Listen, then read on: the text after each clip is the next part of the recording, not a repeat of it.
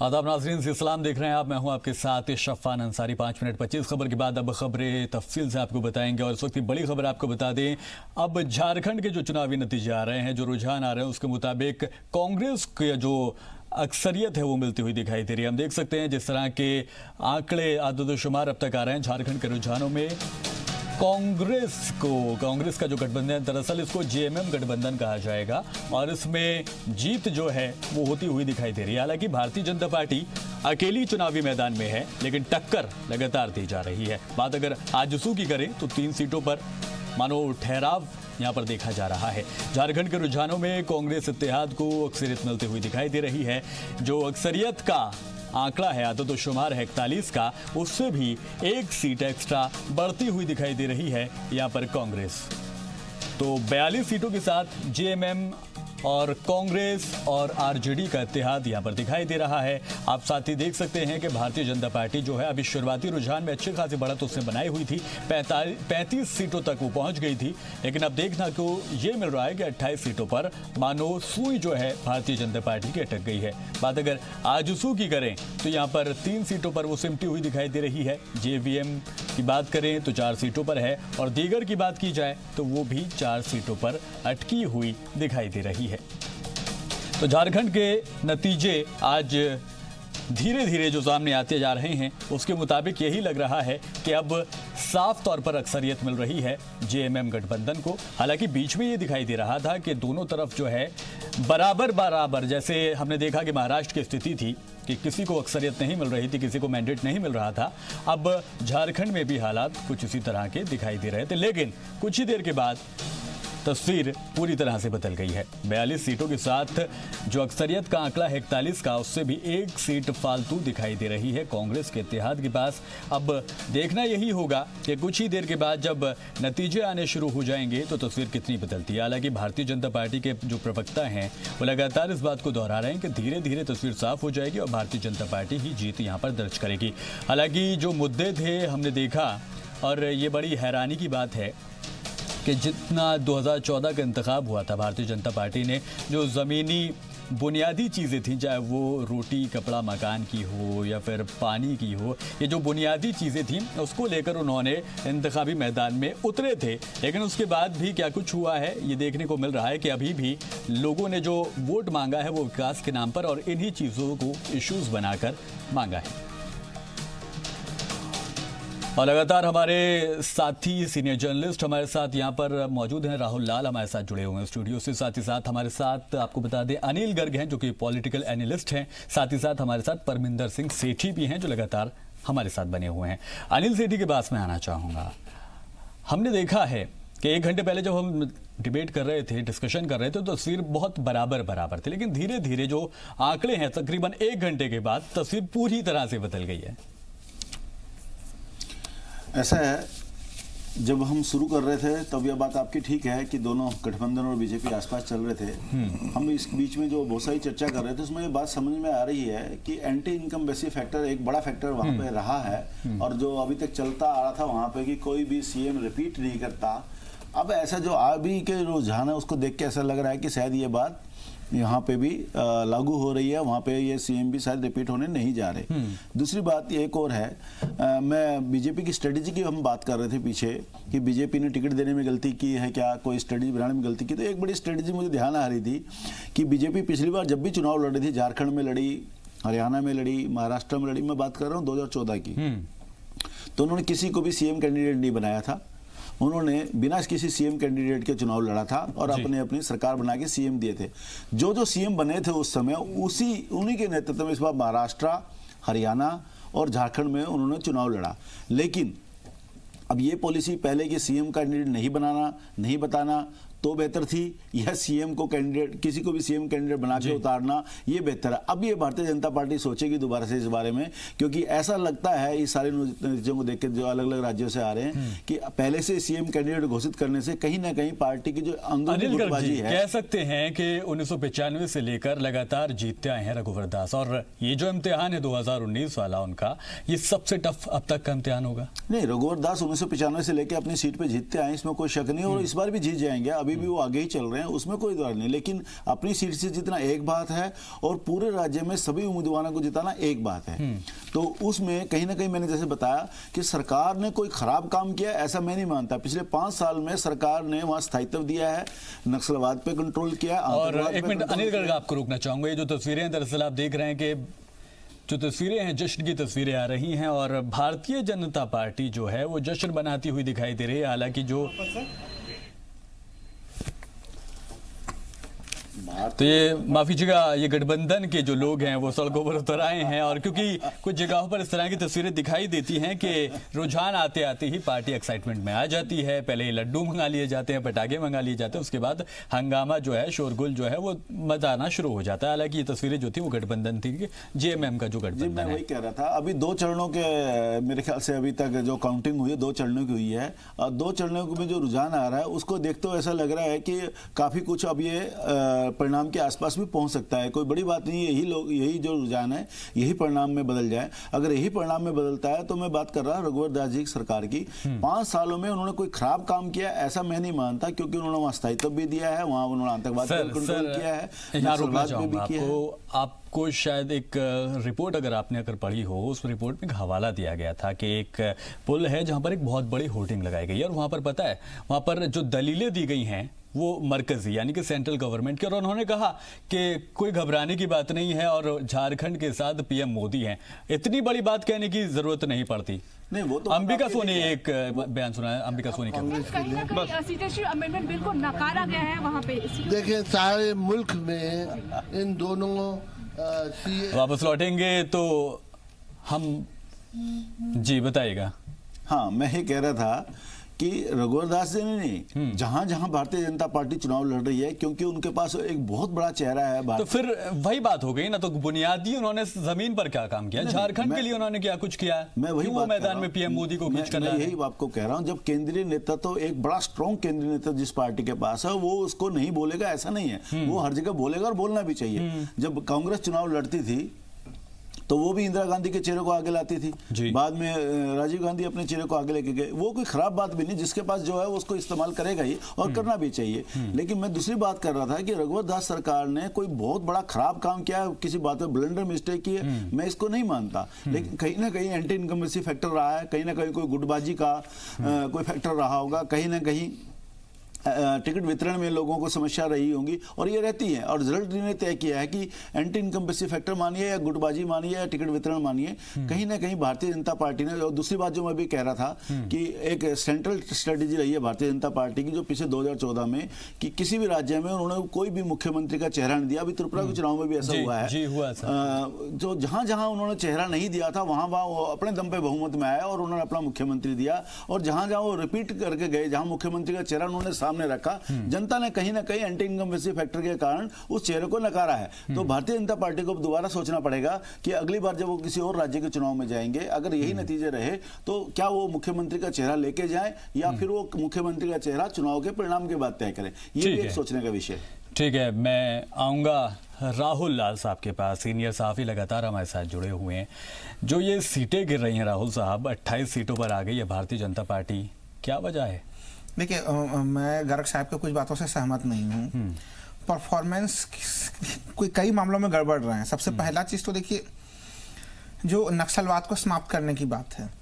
देखिए, ये शुरुआत के इलेक्शन के शुरुआती समय से ही, जिस दिन हम लोगों के होम मिनिस्टर ने घोषणा की, वहाँ के चीफ मिनिस्टर ने घोषणा की कि वहाँ पे नक्सलवाद पे काबू पा लिया गया, खत्म हो चुका है, उसी दिन जब चीफ इलेक्शन कमिश्नर जब वहाँ पे गए हुए थे रांची, और जब उन्होंने वहां पे घोषणा की, जब पत्रकारों के साथ वो बातचीत कर रहे थे, तो उन्होंने स्पष्ट रूप से कहा कि हमें राज्य प्रशासन के द्वारा कभी भी, हम लोगों ने हमेशा डिटेल्स मांगा कि क्या आपके यहाँ पे नक्सलवाद में कमी हुई है, तो वो पॉलिटिकल बयानबाजी राज्य सरकार कुछ भी दे सकती है। हम लोग इसी कारण से 5 चरण में इलेक्शन करा रहे हैं। हम लोग को ध्यान होना चाहिए कि बहुत लंबा सा इलेक्शन का पूरा फेज चला है 5 चरण का। वहां पे अधिकांश सीटों पे, 81 सीटों में से अधिकांश सीट जो है, मान के रखिए लगभग 60 सीटों के आसपास जो वोटिंग चली है वो शाम 5 बजे तक भी नहीं चली है। वो वोटिंग शाम 3 बजे तक ही चली है। 5 बजे नॉर्मल जो सीट थी वहां पे वोटिंग 5 बजे तक चल रही थी जी। तो अभी भी वहां पे एक तरह से नक्सलवाद की समस्या है। इसको खुद ही वहां के इलेक्शन कमीशन ने राज्य सरकार के उस दावे को खारिज कर दिया। पहली चीज तो ये। दूसरी चीज कहां पे मैं प्रथम खंड में भी बोल रहा था कि एक तो शिक्षा का मामला था, अब लोग जागरूक हो रहे हैं और शिक्षा के प्रति भी जागरूक हो रहे हैं, लेकिन राज्य सरकार ने करीबन 12,000 जो प्राथमिक विद्यालय थे उसका एकीकरण कर दिया उसका, यानी उन स्कूलों को, छोटे छोटे स्कूलों को बंद कर करके एक स्कूल बनाया। इस चीज का वहां की जनता काफी विरोध कर रही थी, कम से कम उनको लग रहा था कि तो कह सकते हैं कि जल, जंगल और जमीन का जो मुद्दा था वो जो विपक्ष ने उठाया था उसमें कामयाबी हासिल हुई है और यही वजह है कि शुरुआती रुझान इतने हो गए। नहीं, बिल्कुल बिल्कुल हासिल हुआ है इस चीज में। मैं इसलिए कह रहा हूँ कि जो हेमंत सोरेन है वो, उन्होंने जो एक देखिए ये होता है कि जो मुद्दा उठाते हैं उसको आप कितना उसका मैसेजिंग कर पाते हैं। तो ये सही है कि वहां पे देखिए कांग्रेस उस तरह से उन मुद्दों के साथ नहीं जुड़ी हुई रही, लेकिन झारखंड मुक्ति मोर्चा जो है उन्होंने इस मुद्दे को बहुत शानदार तरीके से, सफलतम तरीके से उठाया। वहां पे जल, जंगल, जमीन के मामलों में बार बार कह रहा हूं कि वहां पे कई क्षेत्रों में गोलीबारी भी हुई और लोग गोलियों से, जो राज्य सरकार ने जो जमीन अधिग्रहण के अंतर्गत जब आदिवासी विरोध कर रहे थे, हालांकि राज्य सरकार ने इसका नाम अलग दे दिया। उन्होंने कहा कि वो लॉ एंड ऑर्डर का मामला था, वो धरना प्रदर्शन कर रहे थे और उसमें हुआ है सारा घटनाक्रम। लेकिन ये एक तनाव था, जमीन के मामले को लेकर एक तनाव की स्थिति थी वहां पे। हम लोगों को ये सोचना भी पड़ेगा वहां पे, और आगे आने वाले सरकार को भी सोचना पड़ेगा कि वो विकास का किस तरह का मॉडल लेना चाहते हैं। आपको विकास के मॉडल ऐसे लेने पड़ेंगे जिसमें कि वहां पे रिसोर्सेज भी यूज किए जा सके और स्थानीय आबादी को भी एक बेहतर जीवन मिल सके। अब तक के 19 वर्ष के झारखंड में ये चीज संभव नहीं हो पाया। दूसरा, जो गर्ग साहब जो सही चीज कर रहे थे, मैं उसके तरफ भी हूं कि इस हार में बहुत बड़ी भूमिका जो है कि भाजपा और थोड़ा रघुवर दास को थोड़ा अलग करके भी चलना पड़ेगा हम लोगों को। तो रघुवर दास की जो छवि जो काफी गड़बड़ सी हुई, जब वहां पे पारा टीचर्स वगैरह के जो आंदोलन हुए वहां पे रांची में, तो उसमें बड़ी निर्ममता से लाठीचार्ज किया गया उस चीज को लेकर। राज्य में बड़ा विरोध सारा। युवाओं के जो रोजगार के मामले थे, जब वो प्रदर्शन करते थे झारखंड लोक सेवा आयोग के सामने में या झारखंड SSC के सामने में, जब उनके प्रदर्शन होते थे वहां पे भी लाठीचार्ज जैसी घटनाएं होती थी। इन सब चीजों से युवाओं में भी आक्रोश फैला, वहां पे सरकारी वर्ग में भी आक्रोश फैला। तो ये काफी कुछ गंभीर समस्याएं रही। ठीक है राहुल लाल, परमिंदर सिंह सेठी पॉलिटिकल एनालिस्ट हमारे साथ लगातार जुड़े हुए हैं, उनकी तरफ जाना चाहूंगा। सर, हमने देखा रघुवर दास कहते हैं अब की बार 65 पार, वो कहते हैं घर घर रघुवर, और जो आंकड़े हैं वो बताते हैं 28 सीटों पर सिमट रहे हैं। देखिए, रघुवर प्रसाद दास जी ने तो ये कहा है कि 65 बार, क्योंकि जो नेता है उसने तो अपने वर्कर्स को मोटिवेट करने के लिए बोलना ही। अगर वो कहेगा जी मेरी 40-50 सीटें आएंगी, 60 आएंगी, तो वो भी एक फैक्टर है। लेकिन जो वहाँ के पर उसको लगे कि उसने काम किया है, सरकार उसको, जो आवाम है उसको मैंडेट देगी, कुछ काम तो क्या हो। सर, जो वहाँ के प्रभारी हैं राम विचार नितन जी, उन्होंने कोई आंकड़ा नहीं दिया। उन्होंने कहा कि हम कंफर्टेबली जीतेंगे। देखिए, जो बड़ा है वो तो अपनी बात कहेगा। मैं ये कहता हूं, जब किसी क्षेत्र में, किसी राज्य के अंदर सरकार होती है, उसका पलड़ा भारी होता है। जब उसकी हार होती है तो उसके अंदर बहुत सारी चीजें कनेक्ट होती हैं। जो वहां की क्षेत्रीय लीडरशिप है उसमें उसका बहुत बड़ा रोल होता है। जो बार बार हम कह रहे हैं कि रघुवर दास जी की जो इमेज थी या जो उनका बिहेवियर था, या वो पब्लिक के साथ कनेक्ट नहीं कर पाए, या वहां के क्षेत्रीय मुद्दों को रिजॉल्व नहीं कर पाए, ये एक बहुत बड़ा फैक्टर है। और जो विद इन दी पार्टी उनके खिलाफत थी लोगों की, और वो आपस में भी कोऑर्डिनेट नहीं कर पाए, और जो कोऑर्डिनेशन था विद इन दी पार्टी, जो बड़े नेता हैं, चाहे मुंडे जी हों चाहे कोई भी हो, उनके साथ उनका कोऑर्डिनेशन होना भी एक बड़ी वजह है कि कोऑर्डिनेशन ना बन पाना इसकी हार की बड़ी वजह है। क्योंकि देखिए, जो नेशनल लीडर हैं, प्रधानमंत्री जी ने वहां 9 रैलियां करी, अमित शाह जी ने 11 रैलियां करी, क्योंकि वो बहुत पर्टिकुलर हैं कि उनके लिए हर चुनाव बहुत महत्वपूर्ण है और उसमें पूरी जान लगा दी जाती है। लेकिन फाइनली जो आप काम करेंगे, उस क्षेत्र का काम करेंगे, जो वहाँ की, देखिए वहाँ पे एक जल की बहुत बड़ी समस्या है, नक्सलाइट्स की बड़ी समस्या है वहाँ पे। जैसे गुमला के अंदर पुल उड़ाने की भी साजिश हुई थी, और इस तरह की समस्याओं को के साथ जूझ रहे हैं। जो वहाँ के नक्सलाइट्स हैं वो बहुत गरीब हैं, वहाँ पे एजुकेशन की बड़ी समस्या है, उनकी हेल्थ के लिए, जो कुपोषण का शिकार है उनके बच्चे, उनके लिए कोई काम नहीं किया गया। देखो हेल्थ और एजुकेशन तो बेसिक बुनियादी मुद्दा चीजें, हर क्षेत्र का है, लेकिन जो नक्सलाइट्स हैं उनको अपग्रेड करने के लिए, उनका लिविंग स्टैंडर्ड बनाने के लिए जो पार्टी ने नहीं सोचा, ग्राउंड लेवल पे जो काम होना चाहिए था वो नहीं हुआ, और उसको हेमंत सोरेन जी को वो उसके साथ वो कनेक्ट करते हैं, यही बढ़त उनकी नजर आती है। और जो बाकी जितनी भी सर्वे करे गए हैं, अब ये जो रुझान है सर्वे की ओर मिलता जुलता नजर आ रहा है, लेकिन अभी भी ये मैं कहना चाहूंगा कि शुरुआती दौर है, क्योंकि अभी और भी रुझान आने हैं, उसमें भी काफी कुछ चेंजेस हो सकते हैं। तो अभी तक जो रुझान है वो यही बताते हैं। ठीक है, हेमंत सोरेन का हमने जिक्र किया, 2 सीटों से इंतखाबी मैदान में, एक है बरहेट और एक है दुमका, क्या वजह रही दोनों सीटों से अनिल गर्ग साहब? सर मैं ये कह रहा हूँ कि अभी जो मेरे साथी सेठी जी कह रहे थे कि झारखंड मुक्ति मोर्चा को आदिवासी बहुत चाहते हैं, पूरा झारखंड बहुत चाहता है, अगर इतना ही चाहता होता तो अभी तक झारखंड मुक्ति मोर्चा पहले भी जो 3 चुनाव हुए उनमें अकेला सरकार बनाता है, ऐसा नहीं है। उनकी हाँ आपकी बात ठीक है, कनेक्टिविटी है, मैंने ये कहा है आपकी बात ठीक है। एक भारतीय जनता पार्टी के जो कार्यकर्ता है उन्हीं क्षेत्रों में रहते हैं, उन्हीं क्षेत्रों से जुड़े हुए हैं और उन्हीं क्षेत्रों के साथ काम करते हैं, तो इसलिए मैं ये नहीं मानता कि झारखंड मुक्ति मोर्चा ही अकेला कनेक्ट रहता है और बाकी लोग कनेक्ट नहीं रहते, क्योंकि बाकी लोग सारे दिल्ली से नहीं गए हैं या बिहार से नहीं आए हैं। झारखंड में ही जो रहते हैं भारतीय जनता पार्टी कार्यकर्ता, वही पार्टी का काम करते हैं, वही पार्टी का चुनाव लड़ते हैं। मैं इसकी दूसरी बात, अभी आप खुद देख रहे हैं कि हेमंत सोरेन जी जो आप कह रहे हैं बहुत लोकप्रिय नेता है, 2 सीटों से चुनाव लड़ रहे हैं, 1 से हार रहे हैं, 1 से हार रहे हैं। अगर वो इतने ही लोकप्रिय होते तो दोनों सीटों से जीतते।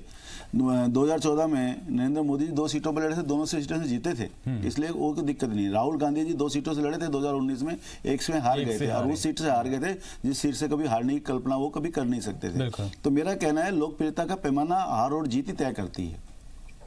कहीं ना कहीं मैं दूसरी बात कह रहा हूं, भारतीय जनता पार्टी के जो राज्य नेतृत्व है और या फिर जो चुनाव लड़ने वाले कैंडिडेट्स हैं, वो जरूर अपनी बात ठीक ढंग से, ऐसा लग रहा जो आपके रुझान है, उतनी मजबूती से राज्य सरकार की उपलब्धियां, राज्य सरकार का काम, राज्य सरकार की सारी योजनाएं जनता तक नहीं लेके जा पाए, जितना एंटी इनकम बेसिक फैक्टर को जो पार चला जाता है नहीं उसको क्रॉस कर जाता, ऐसा आपके इन रुझानों को देख के लग रहा है। और रुझान चूंकि 2 चरण हो चुके हैं तो रुझान हो सकता है कि रिजल्ट के आसपास हो, तो उसमें भारतीय जनता पार्टी अपने लक्ष्य से करीबन 10 सीटें पीछे नजर आ रही, क्योंकि मेरा ऐसा मानना था जब चुनाव चल रहे थे, 5 चरण के चुनाव थे, जैसे भी राहुल जी ने कहा 5 चरण, पिछली बार भी 2014 में 5 चरण में हुए थे, तो नक्सलवाद वहां पे एक बहुत बड़ा इशू है। लेकिन मैंने फिर दोबारा दोहराऊंगा कि इन 5 सालों में नक्सलवाद की कोई बहुत बड़ी घटना, क्योंकि वहां घटना अक्सर होती रहती थी, वो नहीं हुई। रघुवर सरकार को इसका श्रेय देना चाहिए, हारे या जीते वो एक अलग बात है, लेकिन कहीं ना कहीं उन्होंने आतंकवाद पे एक कंट्रोल किया है। वहां की समस्याएं इतनी जटिल थी कि उनको 5 सालों में शायद पूरा नहीं किया, लेकिन फिर भी वो अपनी कार्यविधि को जनता तक उस ढंग से नहीं पहुंचा पाए, ऐसा मुझे लगता है। और उसका परिणाम यह है कि भारतीय जनता पार्टी इन रुझानों को देखते हुए बहुमत से थोड़ा पीछे रह गई दिखती है और गठबंधन इस बार सरकार बनाने जा रहा है, ऐसा लगता है। दूसरी बात है कि वहां का हमेशा लोग बोलते हैं, हालांकि अपवाद होता था, हो सकता था कि कोई भी मुख्यमंत्री रिपीट नहीं होता, तो ऐसा लग रहा है अभी भी मुख्यमंत्री शायद इस बार रिपीट नहीं होगा, सही होती नजर आ रही है भारतीय जनता पार्टी। जी मैं थोड़ी सी बात ये कहना चाह रहा था, मैं ये कहना चाह रहा था कि जब आप रिजल्ट्स डिलीवर नहीं कर पाते तो वहां की जनता जो है दूसरे चेहरे की तरफ डाइवर्ट हो जाती है। हेमंत सोरेन का भी वही है कि ये ट्राइबल नेता हैं, तो वहां की जनता को वो रिजल्ट्स नहीं मिले, इस वजह से वो उनकी तरफ डाइवर्ट हो गई है। मेरा कहना इतना ही आपकी बात ठीक है, तभी मैंने कहा कि मुख्यमंत्री जो प्रेजेंट मुख्यमंत्री है, मैं 3 राज्यों को और जिक्र किया, उसी चेहरे को दोबारा मुख्यमंत्री का दावेदार बना के पेश करना भारतीय जनता पार्टी की इस बार जो नीति रही है, बहुत सारी चीजें साथ में उसी चेहरे के साथ एंटी इनकम्बेंसी फैक्टर जुड़ा होता है। अगर मान लो चेहरा वो ना रखें और कॉमन नेतृत्व के साथ पार्टी चुनाव लड़े, जैसे कि 2014 में किया था और उसके बीच के चुनाव में किया था और पार्टी को अपेक्षित सफलता मिली थी, तो पार्टी अब दोबारा विचार करेगी इस बारे में। करना ही चाहिए कि उनको एक चेहरे के साथ आगे जाए या फिर वो सम्मिलित होकर एक सामूहिक नेतृत्व के साथ आगे बढ़े और जीतने के बाद फिर चेहरा दें। ठीक है राहुल लाल साहब, देखा जाए तो 41 है मैंडेट जो है या अक्सरियत का जो आंकड़ा है, भारतीय जनता पार्टी 29 पर है, जरूर पीछे है, लेकिन एक चीज मानने वाली है कि अकेली चुनावी मैदान में तब जाकर भी 29 सीटों पर काबिज हो रही है। नहीं देखिए, भारतीय जनता पार्टी के 30 सीटों का अनुमान जो है कि मोटे तौर पर हम लोग पहले से लगा भी रहे थे कि भारतीय जनता लगभग जो है कि वो घटेगी। ये अनुमान नहीं लगाया जा रहा था कि वो घट के जो है कि 10 सीट पे पहुंच जाएगी। तो वो पूरा जो आंकड़े अभी भी हैं इस समय स्क्रीन पे, वो बिल्कुल जो अनुमान लगाया जा रहा था उन्हीं अनुमानों के आधार पर चल रही है। हाँ, देखिए महत्वपूर्ण चीज अभी यहाँ पे हम लोग ये मुद्दा उठा रहे हैं कि मुख्यमंत्री का चेहरा बदल दिया जाता है या कुछ और चीजें की जाती। देखिए एक चीज हमें समझना पड़ेगा कि झारखंड में पहली बार जो है कि एक अस्थायी सरकार बनी वहां पे जी। तो मुख्यमंत्री बदलने का विकल्प भारतीय जनता पार्टी के पास या चूंकि वो 5 वर्ष तक एक व्यक्ति मुख्यमंत्री रहे हैं बहुमत सरकार के, तो उनके नाम को तो आप नहीं यूज करें ऐसा तो हो नहीं सकता है, क्योंकि एक बहुमत सरकार है उसमें बने हैं। आपके पास विकल्प यही था कि आप या तो चुनाव से 1-1.5 साल पहले ही आप उन्हें हटाते और फिर किसी को बनाते, तो ये विकल्प था। ये विकल्प भाजपा के पास था नहीं कि वो एक व्यक्ति जो 5 साल मुख्यमंत्री रहा है फिर आप चुनाव प्रचार में कहे कि अभी हमारा अगला मुख्यमंत्री कौन है ये अभी तय नहीं है, तो ये थोड़ा प्रैक्टिकली करना कठिन चीज था जी। मुख्य चीज देखिए आज के समय में ये जो परिणाम दिखा रहे हैं ये लोकतंत्र के मजबूती के आंकड़े हैं। परिणाम ये दिखा रहे हैं कि जनता आपसे संतुष्ट नहीं है। जनता संतुष्ट क्यों नहीं है? तो देखिए कई मुद्दे हैं वहां पे, जब बार बार मैं कह रहा हूं कि जैसे कि अभी स्वास्थ्य के मामले को भी शेट्टी साहब उठा रहे थे, थोड़ा मैं अब उसको थोड़ा और गहराई में ले जा रहा हूँ उसको। वहां की आबादी लगभग 3 करोड़ की आबादी है झारखंड की, और अगर हम लोग WHO के आंकड़ों के अनुसार देखते हैं तो प्रति 1000 की आबादी पे 1 डॉक्टर होना चाहिए।